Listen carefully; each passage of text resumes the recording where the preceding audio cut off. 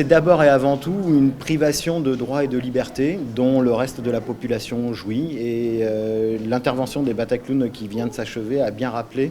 notamment de manière très pertinente de mon point de vue, que ramener la question de la pauvreté et de la précarité à des problématiques économiques telles que l'accès à l'emploi ou des problématiques matérielles comme l'accès à un logement laissait de côté toute une série de questions, notamment l'accès à la culture, au divertissement, aux loisirs. Et je pense des travaux approfondis justement sur une meilleure connaissance des conditions de vie réelles des populations fragilisées permettraient de dépasser toute une série d'a priori qui, hélas aujourd'hui, de mon point de vue, polluent le discours politique et la mise en œuvre de politiques publiques autour de la lutte contre la précarité et la pauvreté.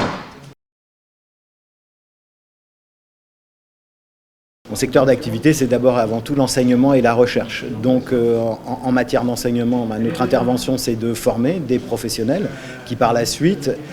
ne seront pas forcément mieux équipés en termes de connaissance de la pauvreté, parce que la pauvreté évolue en permanence. C'est un ensemble de processus sociaux qui sont contextualisés, à la fois au niveau national, mais aussi au niveau territorial. Mais on espère pouvoir surtout d'abord bien les équiper dans une capacité à connaître et effectivement à développer des compétences, en particulier pour la mise en œuvre de la participation des publics concernés, puisque c'est un des enjeux majeurs aujourd'hui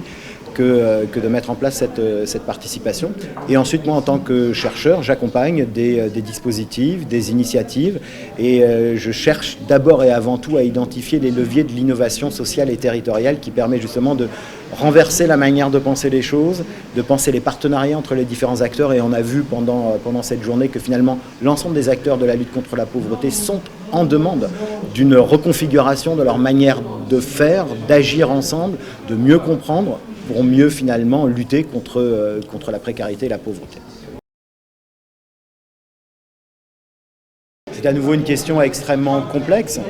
J'animais ce matin une table ronde sur l'accès aux droits, et la défenseure des droits a montré que, par exemple, des dispositifs mis en place par l'État pour faciliter l'accès aux droits, notamment à travers la dématérialisation, le numérique,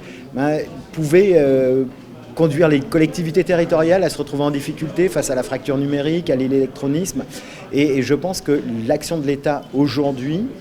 manque peut-être d'un dialogue plus approfondi et plus entretenu avec les différents niveaux territoriaux d'acteurs qui interviennent au quotidien sur ces questions.